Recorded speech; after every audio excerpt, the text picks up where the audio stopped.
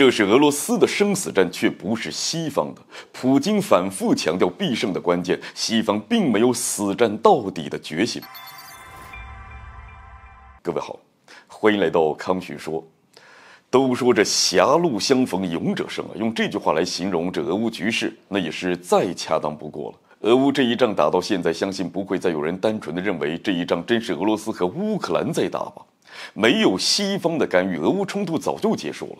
之前就有消息指出，是美国和英国下场才会导致俄乌和谈失败。如果没有西方源源不断的军事援助，乌克兰也根本坚持不到现在。即便乌克兰在冲突的初期利用一些手段打出了一些漂亮的阻击战，所以呢，手上握着西方武器的乌克兰就是在为西方利益而战呢。那但是，即便在西方的支持下，乌克兰能够坚持到现在，还时不时的就放出风声要对俄罗斯展开大反攻，代表着西方的乌克兰其实根本就不可能取得最终的胜利。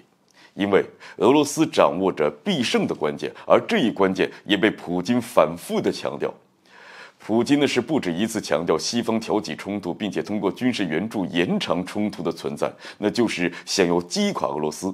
如当初苏联解体那般，从内部摧毁俄罗斯。那现在呢，无论是西方无条件的支持乌克兰，还是通过军事援助一点点的升级冲突，都在印证这一点。所以对于俄罗斯来说，这就是决定俄罗斯命运的生死战，俄罗斯唯有死战到底。俄罗斯现在调整军事行动计划，并且对军事发展做出调整，全力满足前线作战所需，并且加快军事现代化的脚步，都表明俄罗斯要将这一仗当成硬仗，当成一场持久战来打。就俄罗斯这种死战到底的态度，那真看不出俄罗斯有输掉这一仗的可能性。那当然，有人会说了，这是俄罗斯的生死战呢，但也同样是乌克兰的生死战，这一点倒是没有说错。尽管俄罗斯不断强调没想过要拿下整个乌克兰，只是想要对乌克兰去军事化，阻止乌克兰加入北约，但是对于乌克兰来说，这一仗同样是乌克兰的生死战呢。可问题是，这一仗却不是西方的生死战。西方挑起俄乌冲突，那说的更具体一点，其实就是美国挑起俄乌冲突，根本目的呢还是为了给美国争取更多的利益，巩固美国的霸权地位。美国呢是想通过一步步将俄乌冲突演变成为另外一场阿富汗战争，在尝试将俄罗斯推向苏联一个结果的同时，打压一下欧洲开始冒头想要摆脱美国控制的呼声。而俄罗斯选择死战到底呢，就是在向美国表明苏联解体的一幕不会在俄罗斯身上重演。正如俄罗斯所强调的那样，如果没有了俄罗斯，那么还要这个世界干什么？所以，俄罗斯真要是顶不住呢，绝对不会像苏联那样一夜解体，而是会拉着美国，拉着整个西方世界陪葬。